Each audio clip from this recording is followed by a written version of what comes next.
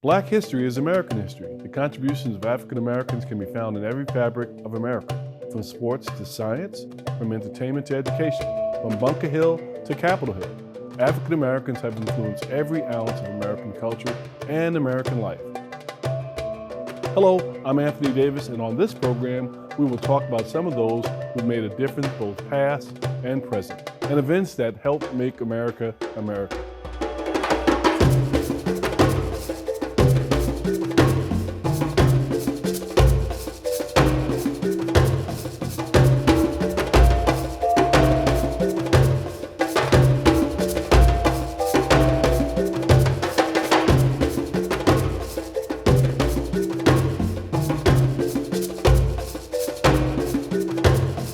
Paul Robeson was a famous African-American athlete, singer, actor, Renaissance man, and advocate for the civil rights of people around the world.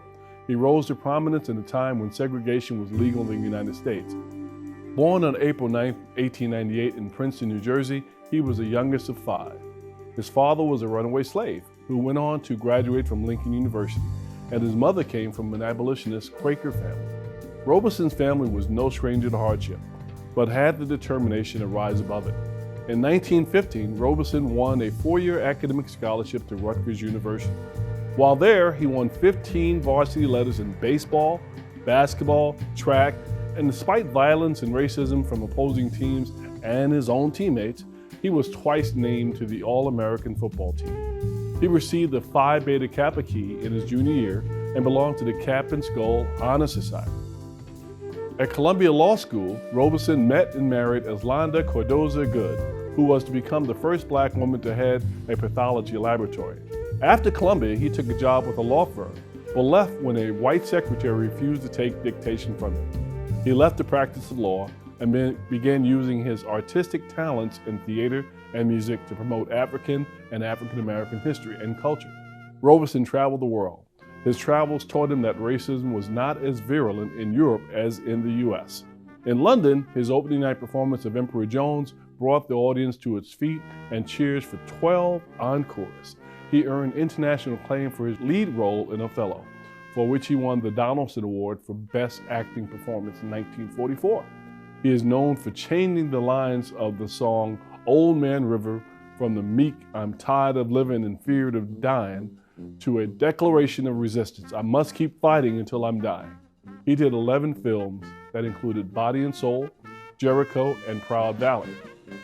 He sang for peace and justice in 25 languages. Throughout the US, Europe, and Soviet Union, and Africa, he was known as a citizen of the world, equally comfortable with the people of Moscow, Nairobi, and Harlem.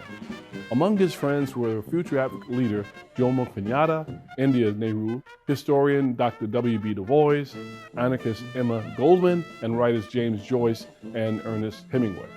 In 1933, Robeson donated the proceeds of All God's Children to the Jewish refugees fleeing Hitler's Germany, and at a 1937 rally for the anti-fascist forces in the Spanish Civil War, he declared, "The artist must elect to fight for freedom or for slavery. I had made my choice. I had no alternative." In New York in 1939, he premiered an Earl Robinson's Ballad for Americans, a cantata celebrating the multi-ethnic, multiracial face of America. It was greeted with the largest audience response since Orson Welles' famous War of the Worlds.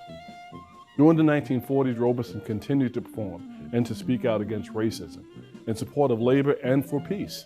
He was a champion of working people. He spoke and performed at strike rallies, conferences, labor festivals worldwide.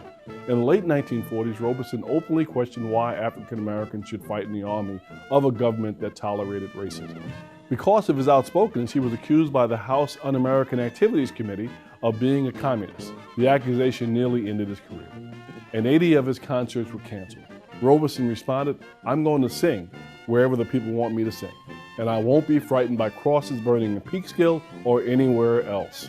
In 1950, the U.S. revoked Robeson's passport, leading to an 8-year battle to resecure it and to travel again. During those years, Robeson studied Chinese, met with Albert Einstein to discuss the prospects for world peace, published his autobiography, Here I Stand, and sang at Carnegie Hall. In ill health, Paul Robeson retired from public life in 1963. He died on January 23, 1976, at the age of 77 in Philadelphia. Paul Robeson, a great American.